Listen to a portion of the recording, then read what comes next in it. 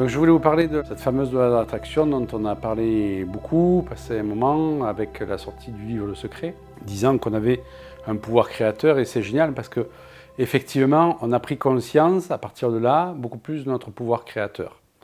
On projetait une intention, on mettait en adéquation nos émotions, on reste fixé sur cette intention et les choses se manifestent. Voilà ce que dit grosso modo cette loi de l'attraction. Vous êtes énergie, pure et simple.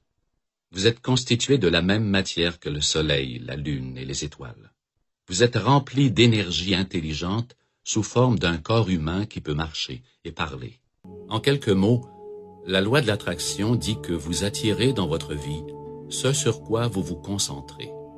Vous recevez en retour tout ce vers quoi vous dirigez votre énergie ou votre attention. Chacune de vos pensées crée votre avenir, que ce soit de façon consciente ou subconsciente.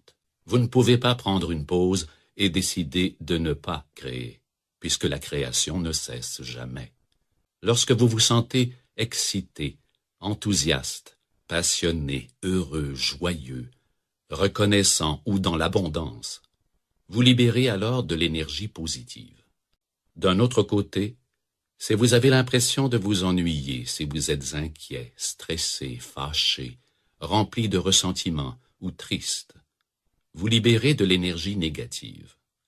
Suivant la loi de l'attraction, l'univers réagira avec enthousiasme à ces deux types de vibrations. Il ne décide pas lequel est le meilleur pour vous, il ne fait que réagir à n'importe quel type d'énergie que vous créez, et il vous redonne autant de cette même sorte d'énergie. Il se peut que vous viviez une journée difficile, que vous ayez eu une crevaison ou peut-être que quelqu'un vous a traité injustement. Disons que dans vos pensées et par vos émotions, vous réagissez de façon négative à ces situations. Vous vous fâchez, vous devenez frustré ou inquiet. Dans ce cas, vous réagissez inconsciemment à la situation au lieu d'y répondre consciemment. Et vos pensées et vos émotions, qui sont chargées négativement, passent automatiquement une commande à l'univers pour recevoir le même type d'expérience négative. La bonne nouvelle, c'est qu'une fois que vous comprenez la loi de l'attraction et son fonctionnement, vous pouvez commencer à créer consciemment et intentionnellement une vie meilleure. Vous pouvez choisir de répondre différemment aux situations qui se produisent pendant votre journée. Vous pouvez choisir de penser différemment. Vous pouvez choisir de vous concentrer et de penser à ce que vous voulez le plus dans votre vie. Vous pouvez choisir d'expérimenter plus de ces choses qui vous rendent bien. Vous pouvez choisir de participer délibérément à la création de votre avenir en gérant vos pensées et vos sentiments. Donc cette loi de l'attraction, je dirais, avec Le Secret, ça a vraiment ouvert une brèche, une ouverture dans la compréhension de notre plein pouvoir créateur. Néanmoins, on s'est aperçu, beaucoup de gens, et j'ai eu le retour de beaucoup de personnes, que cette loi de l'attraction, elle ne marchait pas sur tout le monde. Il y a des choses que l'on projette et qui nous parviennent, et puis d'autres, on a beau projeter, on a beau mettre une intention positive, nos émotions en adéquation, et les choses ne se passent pas comme il faudrait. Mais ça, il y a une explication. C'est la fréquence que l'on émet. Cette fréquence, selon que l'on est plus ou moins chargé de pollution, de problèmes, elle n'est pas du tout la même. Admettons l'exemple d'une personne qui porterait de grosses pollutions, par exemple une voûte mentale dessus sa tête, des racines qui sont polluées par des mémoires ancestrales, avec des kystes un peu de partout. Cette personne va donc projeter une fréquence autour d'elle qui va être une fréquence qui ne va pas être très très évoluée. Donc ça lui prend beaucoup d'énergie de porter ces pollutions. Et donc toutes ces pollutions peuvent effectuer une résistance à l'intention qu'a la personne. Nous sommes des antennes cosmotelluriques avec une connexion tellurique et une connexion cosmique. Nos racines, comme on sous-entend ce terme, c'est notre passé, c'est nos ancêtres, c'est nos mémoires familiales. Cet ancrage, il permet de matérialiser les choses dans la matière. Si ces racines sont porteuses de pollution, automatiquement cet ancrage va être défaillant. Il suffit d'avoir des blessures de l'enfance, d'avoir des mémoires familiales un peu lourdes, et l'intention que l'on va avoir même si nos émotions sont en adéquation avec notre intention mentale, avec nos pensées, puisque c'est ce que nous dit la loi d'attraction, c'est-à-dire qu'il faut mettre en adéquation les émotions que l'on ressent avec la pensée que l'on a sur ce que l'on désire, eh bien, ça va manquer d'énergie, ça va être brouillé, parce que notre ancrage n'est pas assez performant. Et donc, pour libérer cette loi d'attraction, il va falloir donc libérer nos mémoires familiales, ces fameux kystes souterrains ou ces fameux défauts d'ancrage que l'on peut avoir.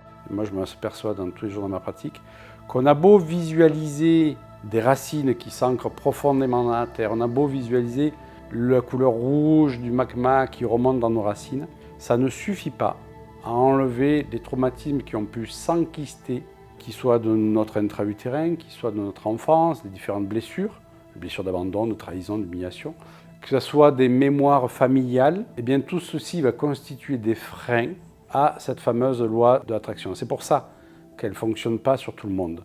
Ça dépend vraiment, entre autres, du degré de pollution énergétique que l'on porte dans son champ aurique. Tout ça, ça prend de l'énergie à la personne.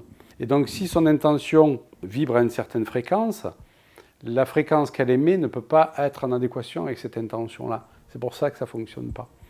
Donc, il faudrait que les personnes, quand elles veulent vraiment, quand elles voient que leur intention ne fonctionne pas, elles devraient pratiquer un soin, se libérer de toutes les pollutions majeures qu'elles portent pour pouvoir monter leur fréquence et là avoir une loi d'attraction qui soit pertinente. Et moi, je vois beaucoup de personnes en séance qui sont connectées à une autre personne. Elles se font du souci pour une autre personne, elles n'ont pas fait le deuil d'une relation, elles n'ont pas fait le deuil de quelqu'un qui est décédé. Leur logiciel est resté branché sur une autre personne. Et donc ces personnes-là, quand elles vont vouloir mettre en action la loi de l'attraction, ça ne va pas fonctionner non plus. Parce qu'elles ne sont pas sur leur propre fréquence, elles ne sont pas sur leur logiciel, elles sont sur la fréquence de quelqu'un d'autre. Donc elles ne peuvent pas ramener à elles ce qu'elles voudraient. Donc il faut avant tout les remettre sur leur propre logiciel, sur leur propre énergie, de façon à ce qu'elles puissent attirer à elles ce qu'elles veulent attirer par la loi de l'attraction. Donc ça déjà dans un premier temps, c'est nettoyer son champ aurique de toutes les cristallisations que l'on peut retrouver des événements qui nous ont marqués dans notre vie consciente, dans notre vie intra-utérine, et puis dans nos mémoires familiales, jusqu'à nos vies passées. Parce qu'on trouve dans ce champ aurique, et notamment dans nos racines, des traumatismes de vie passée qui peuvent nous empêcher d'accéder à la loi d'attraction. Moi, j'ai eu le cas sur une personne qui avait une vie passée de religieuse. Et donc, elle avait fait des vœux de pauvreté, d'autres vœux d'abnégation. Et dans sa vie, il n'y a rien qui percutait. Elle avait beau être positive, elle avait beau programmer des choses positivement, il n'y a rien qui venait. Parce que dans ses racines était marquée cette inscription. Donc il a fallu déconnecter cette inscription, voilà, lever cette fréquence bloquante, et petit à petit, la personne a commencé à attirer en elle ce qu'elle voulait. Elle avait beau pratiquer la loi de l'intention, ça ne marchait pas. À cause de cette mémoire de vie passée où elle avait fait des vœux de pauvreté et de solitude. Donc tout ça pour dire que nos mémoires ont une forte influence sur nous et que la pensée ne suffit amplement pas à monter notre fréquence cérébrale. Je dirais que c'est qu'une partie de notre fréquence, la pensée. C'est pour ça qu'on nous dit qu'il faut accorder ses pensées, effectivement, mais ça ne suffit pas. Il y a aussi nos mémoires. Moi, je connais beaucoup de personnes, et j'ai beaucoup de personnes en patientèle, qui pensent positif, qui vraiment sont dans cette intention de penser positif, de programmer, etc. Et ça traîne des pieds, ça n'avance pas. Ben, tout ça, on veut avancer, mais c'est comme si on avait une grosse ceinture attachée à la taille, avec un gros câble qui vous retient derrière, ou un élastique, et vous essayez d'avancer, mais vous vous sentez retenu. Et cette rétention, elle est provoquée par les mémoires. Donc quand on veut que la loi d'attraction fonctionne, il faut libérer ces mémoires. Alors si je ne suis pas trop chargé en mémoire, la loi d'attraction, elle va fonctionner. Si je suis vraiment chargé et que je porte des choses très lourdes, bien automatiquement, je vais avoir des freins, je vais avoir des résistances internes. Voilà. Donc, si je ne suis pas ancré, je ne peux pas matérialiser ce que je désire. On n'est pas ancré parce qu'on a voulu échapper à quelque chose, on a voulu fuir quelque chose. On veut fuir un traumatisme de l'enfance, on veut fuir une réalité qui ne nous plaît pas, on veut fuir une famille qui ne nous plaît pas. On a subi beaucoup de déménagements, donc on n'a pas pu faire ses racines. On n'a pas été gardé par papa et maman, on était ballotté de famille en famille ou des grands-parents, la tante, etc. On n'a pas pu faire ses racines comme on a voulu. Et donc tout ça, on va le retrouver dans cette capacité d'enracinement. ça va vraiment nous gêner. Donc si on n'a pas de bonnes racines, on ne peut pas matérialiser, c'est pas possible. Et beaucoup de personnes ont des beaux projets, de belles idées, vraiment avec des projets qui peuvent tenir la route. Et moi, souvent, je reçois des gens qui me disent « mais j'arrive pas à matérialiser ça ». Je teste les racines et en pourcentage d'enracinement, parce qu'on peut le tester, on retrouve 30%, 40% d'enracinement, 50%. Et là, à partir de ce moment-là, les choses ne matérialisent pas. Je peux avoir une vie professionnelle très réussie, avec un bon enracinement, et je peux avoir une vie affective qui ne vous convient pas, et je teste le pourcentage d'enracinement, on a un faible enracinement. Il s'est peut-être produit un traumatisme dans l'enfance, une déception amoureuse, qui fait que je n'ai pas pu m'enraciner, et donc je vais trimballer ça toute ma vie. Par exemple, où j'ai vu le couple de mes parents se disputer tout le temps, et là, la capacité d'enracinement, elle est faible aussi. Et donc la personne ne va pas arriver à matérialiser ce qu'elle désire. Alors oui, la loi d'attraction, c'est un truc super, parce que ça nous projette dans cette responsabilité que l'on a par rapport à notre pouvoir créateur, donc c'est vraiment une très très bonne chose. Mais penser qu'elle va tout faire, c'est une erreur. La base est bonne, mais on devrait aller plus loin. On devrait enlever ce qu'on appelle les résistances. Deuxième chose que je pourrais, entre guillemets, reprocher à cette loi de l'attraction, c'est qu'elle nous met en dehors de nous, c'est-à-dire qu'on va fixer son attention sur quelque chose que l'on désire obtenir. Un avancement dans le travail, une relation amoureuse épanouie, une plus belle maison, un meilleur statut social, ou peut-être la guérison d'une pathologie. Mais c'est comme si on visait quelque chose qui est à l'extérieur de nous. Et le problème, c'est que depuis tout enfant, on nous apprend à mettre l'attention à l'extérieur de nous-mêmes. À l'école, il faut qu'on ait de bonnes notes, il faut qu'on sache apprendre, donc il faut qu'on apprenne. On met le savoir à l'extérieur de nous, plutôt que de le mettre à l'intérieur de nous d'abord.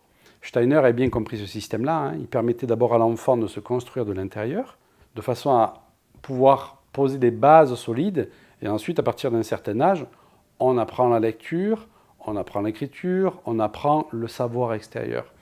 Le problème, c'est qu'à l'école, c'est que de suite dans la maternelle, on nous projette dans le savoir extérieur, non pas dans la construction de base.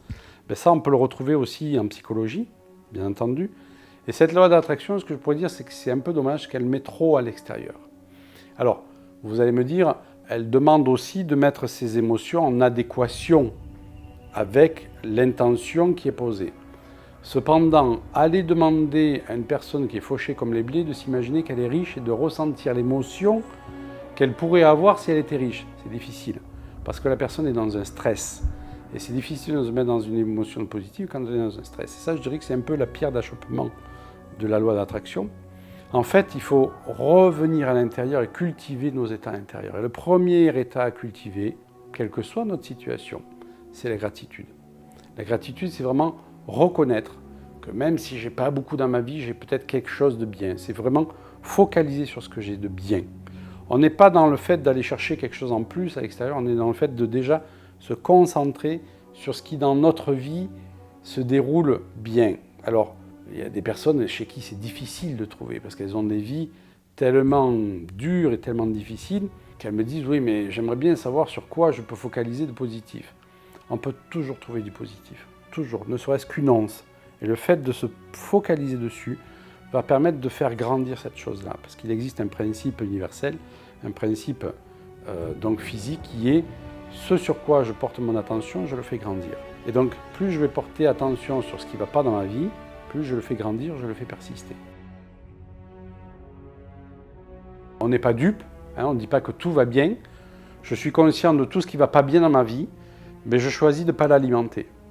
Je choisis vraiment de, voilà, clac, de me focaliser là-dessus. Et ça dépend vraiment du regard que l'on porte sur sa vie. Je reçois un jour une patiente, elle m'a donné une belle leçon d'humilité, et je pense qu'elle se reconnaîtra si elle regarde ce reportage. Elle est PDG d'une grosse entreprise. Et puis elle me dit, moi, ça fait 2 ans dans ma vie que je suis pleinement heureuse. Je lui dis, waouh, c'est quoi votre recette? Elle me dit, pour moi, il n'y a plus de problème, il n'y a que des occasions à grandir. Un problème va demander de trouver une solution, et le fait de chercher une solution va me rendre plus intelligente, plus performante, plus fine dans mon analyse et dans mon ressenti. Et elle me dit, donc, grosse entreprise, donc gros chiffre d'affaires à gérer, donc grosses dépenses, mais aussi grosses rentrées, etc. Il faut gérer tout ça. Et elle me dit, chaque fois que j'ai un problème qui m'arrive, d'abord le terme problème est interdit dans son entreprise, c'est que occasion à évoluer, occasion à grandir, et elle ouvre une bouteille de champagne. Moi, je trouve ça génial. Cette femme, elle a tout compris. Et donc, chaque fois qu'il y a une occasion à grandir qui se présente, un de ses employés rentre tout content dans son bureau et en lui disant « Patronne, il y a une occasion à grandir, on peut ouvrir une bouteille de champagne. » Et le fait de prendre la vie de ce côté-là lui permet de résolver rapidement les choses. Si vous voulez, il y a la difficulté, elle se présente dans la vie. Mais plus je vais concentrer sur cette difficulté, plus je vais la faire durer dans le temps dans ma vie. Moins je vais me concentrer dessus, moins je vais la faire durer. Et plus vite je vais passer à autre chose, plus vite je vais trouver la solution. Et donc la gratitude, c'est vraiment le levier pour pouvoir faire passer le plus rapidement possible ce qui ne va pas dans sa vie. Donc ça, c'est vraiment cultiver son état intérieur, c'est bien plus important que de toujours rechercher les choses à l'extérieur. Il faut vraiment arrêter de se croire petit, sans valeur. Non, il est dit qu'on est créé à l'image de Dieu, donc on a ce pouvoir créateur. Mais si je ne le reconnais pas en moi, ce n'est pas le voisin qui va pouvoir me le faire reconnaître, qui va me dire « oui, je vais créer ça à ta place ». Non, on doit pouvoir se reconnecter à ce champ infini de possibilités qui est porteur en nous. C'est ce que nous dit le quantique, c'est qu'on est connecté par un double quantique à ce champ informationnel. Et donc, le double quantique peut aller chercher pour nous la solution à toutes nos occasions à grandir, puisqu'on va les baptiser comme ça, et je trouve ça super. Et donc la grandeur, c'est le deuxième levier qui est indispensable, se reconnaître comme quelqu'un de grand. Le troisième levier, ça va être la générosité. C'est pas distribuer, c'est bien à tout va, c'est être déjà généreux envers soi. C'est arrêter de focaliser sur ce qui ne va pas en soi, on a tous des défauts, on a tous des choses imparfaites, et heureusement, on est humain. C'est se focaliser sur nos qualités. C'est ça la générosité envers soi. C'est arrêter de se critiquer, de se dénigrer.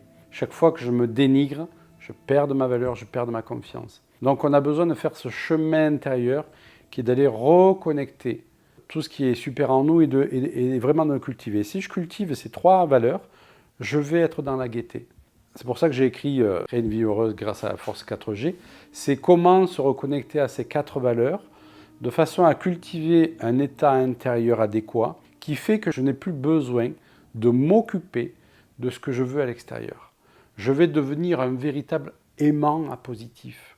La loi d'attraction nous dit, voilà, tu prends une situation, tu imagines la maison de tes rêves, tu imagines que tu y vis dedans, comment tu serais quand tu y vis dedans, tu fais un tableau de tes doléances, de tes désirs, tu colles la maison de tes rêves et tu colles le chèque que tu veux recevoir, le couple idéal, etc. C'est très bien, ça nous met dans une pensée positive. Mais on est toujours dans un processus où il faut imaginer les choses, ressentir les choses. Et je trouve ça fatigant, moi. Voilà. Et moi, j'aime bien la simplicité. Je me dis que c'est le mental toujours qui complique les choses. Et que la vie est beaucoup plus simple que ça.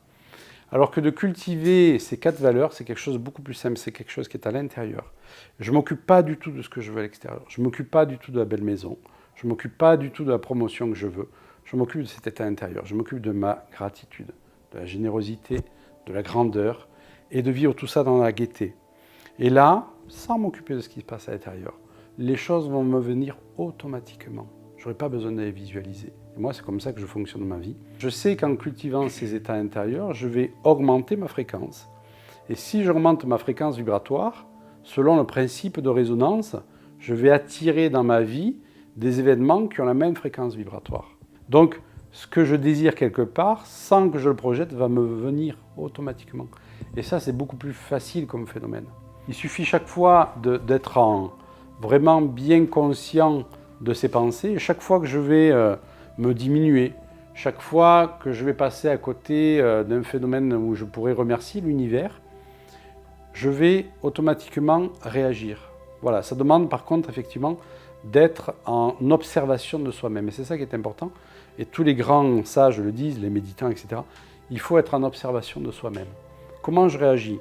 J'envoie une pensée dans l'univers qui n'est pas adéquate, j'annule, j'efface. J'ai 12 secondes pour le faire, pour annuler, effacer cette information. Et souvent dans la journée, parce que je suis comme les autres, il m'arrive de réagir par rapport à une chose, de suite c'est j'annule, j'efface. À force de faire ça, je suis toujours en auto-observation, je vais reprogrammer ma façon de fonctionner et je vais être dans un processus créatif.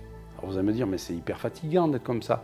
Au début, on est dans l'observation constante, mais après ça devient une habitude.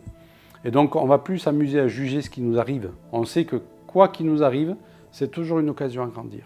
Et dans une occasion à grandir, On est conscient du négatif, bien entendu, puisque c'est ce qu'on ressent, et on le met de côté. Qu'est-ce que cette situation m'apporte? Comment elle me permet de grandir? Comment moi je vais réagir face à cette situation et comment ça va me permettre d'évoluer? La vie nous propose des épreuves pour savoir où on en est notre évolution. C'est pas pour nous enquiquiner la vie, c'est pas pour nous empoisonner la vie. C'est que la vie va nous présenter des épreuves et nous, selon notre réaction par rapport à l'épreuve, on va dire à la vie, ok, j'ai compris, je peux passer à autre chose, ou non, j'ai pas compris. Et à cette condition, la vie va nous renvoyer la même épreuve, jusqu'à ce qu'on comprenne qu'on n'a pas la bonne réaction face à cette épreuve-là. Et si je réagis de façon différente, je monte ma fréquence vibratoire, c'est toujours le même phénomène, et la vie ne va plus me renvoyer les mêmes choses. Tout ce qui se passe à l'extérieur, c'est la projection de ce qu'on a à l'intérieur. Mais pas de la maison qu'on va programmer, pas du machin. Pour moi, c'est illusoire ça. Ce qui est important, c'est vraiment qu'est-ce que je cultive à l'intérieur. Si je cultive ces états intérieurs, mais les choses, elles viennent. C'est ce qu'on appelle les synchronicités. Et on n'a pas besoin de les calculer, ça vient tout seul. Pouf, la bonne personne, elle vient. Voilà. Et ça, c'est génial, quoi. Tout ça pour dire que quelqu'un qui est très chargé, on prend un aimant, par exemple, s'il est chargé de limailles de fer, de métaux qui se sont agglutinés contre lui, il va avoir un pouvoir attractif qui est très faible. Donc, il ne va pas attirer les choses dans sa vie. Voyez ? C'est pour ça que je disais qu'il faut, quand on sent qu'on n'arrive pas à attirer les choses dans sa vie, ça ne sert à rien de blâmer l'extérieur en se disant « j'ai pas de chance ». Voilà. Parce que là, on est à l'inverse de la grandeur, on est vraiment dans le fait de se bloquer complètement.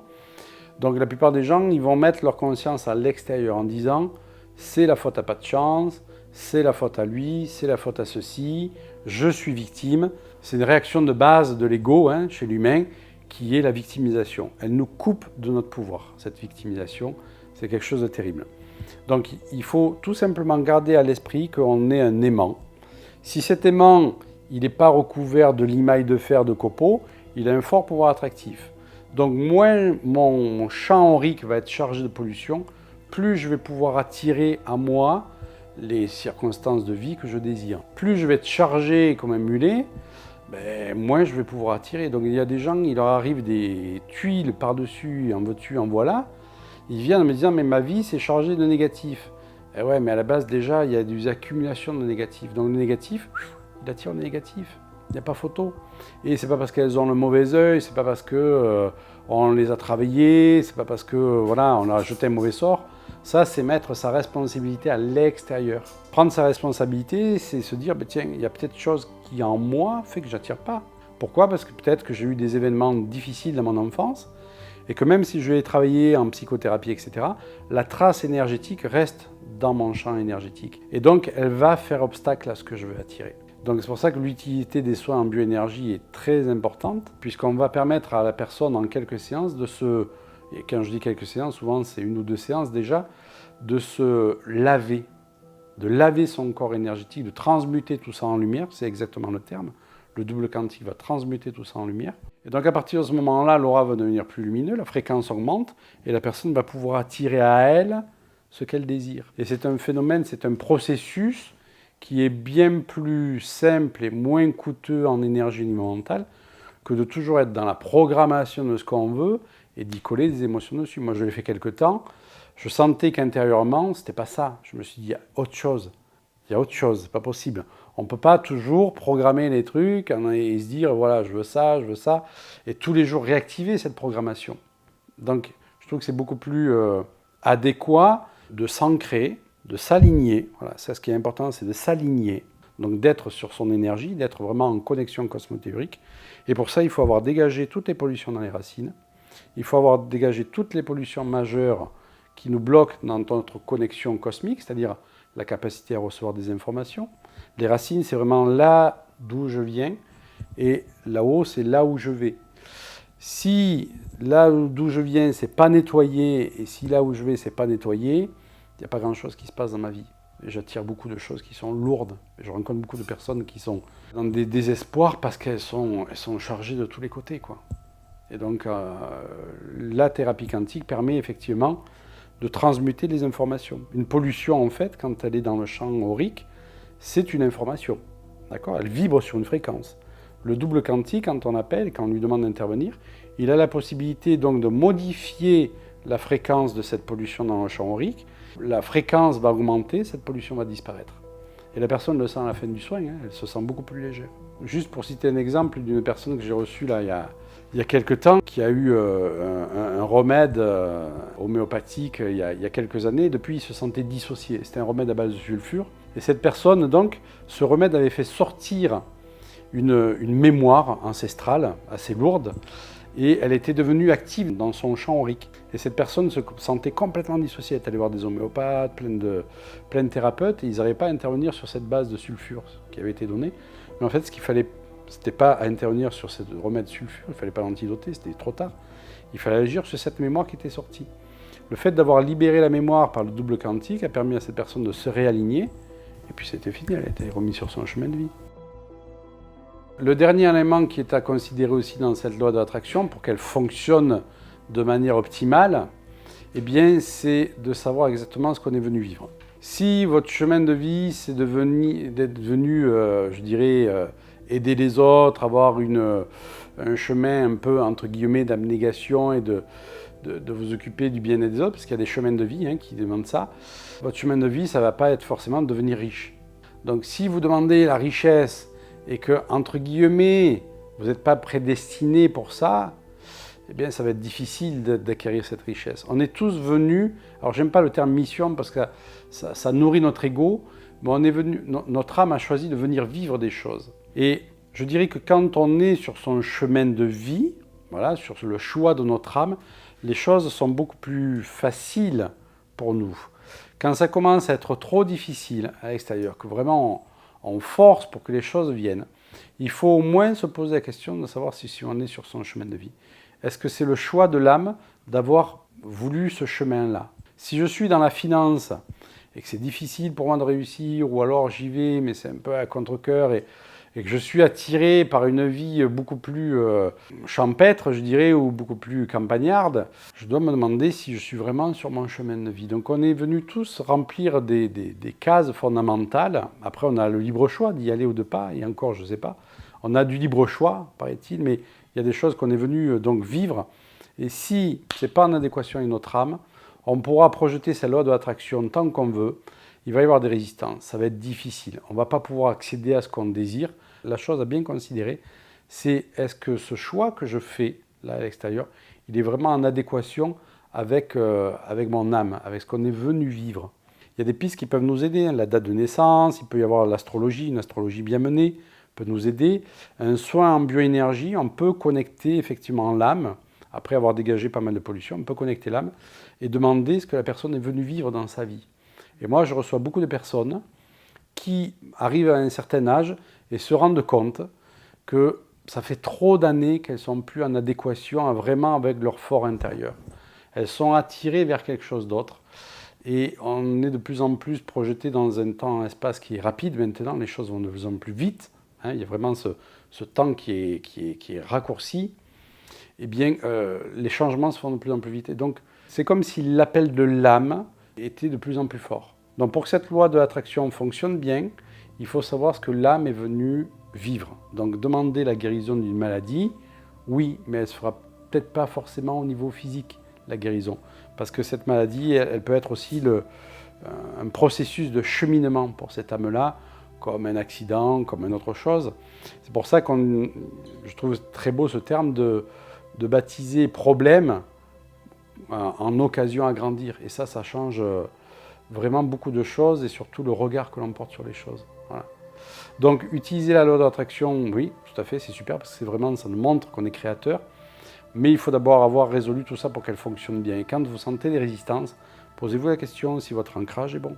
Si vous n'êtes pas chargé de pollution énergétique, d'accord, qui ferait que vous alourdissez, s'il n'y a pas des sabotages ou des mémoires qui vous freinent dans l'exécution de cette loi de l'attraction, et si c'est vraiment le choix de votre âme. L'être humain a besoin de prendre conscience qu'il faut qu'il dépasse cette dimension 3D, cette matérialité. Nous sommes des êtres spirituels venus faire une incarnation, une expérience de matière, mais tout ce matériel va nous être enlevé un jour de toute façon, il ne faut pas se leurrer. Les Égyptiens, ils n'ont rien amené, tout a été retrouvé dans les tombeaux. Et donc, c'est important d'avoir une vision beaucoup plus large, comme si on s'élevait là avec un drone et qu'on voit notre vie d'en haut, Eh bien effectivement, notre vie présente, elle n'est qu'une portion de cette éternité que l'on a, avec nos vies passées, avec nos entrevies à chaque fois, où nos guides, et avec nos guides, on détermine quelle sera notre incarnation future. Donc c'est important de prendre du recul et de voir notre vie comme une globalité. Le matériel, ça en fait partie. Et je crois que cette loi de l'attraction, il faudrait l'utiliser avant tout pour développer ses qualités intrinsèques, pour développer sa connexion avec son fort intérieur, avec son âme, avec son double quantique, de façon à ce qu'il puisse aller chercher tout ça. Voilà. Donc être créateur, oui, mais pas seulement du matériel. C'est un peu dommage de cantonner la loi de l'attraction juste à ça. Mais sinon, l'intention, bien entendu, est tout à fait créatrice.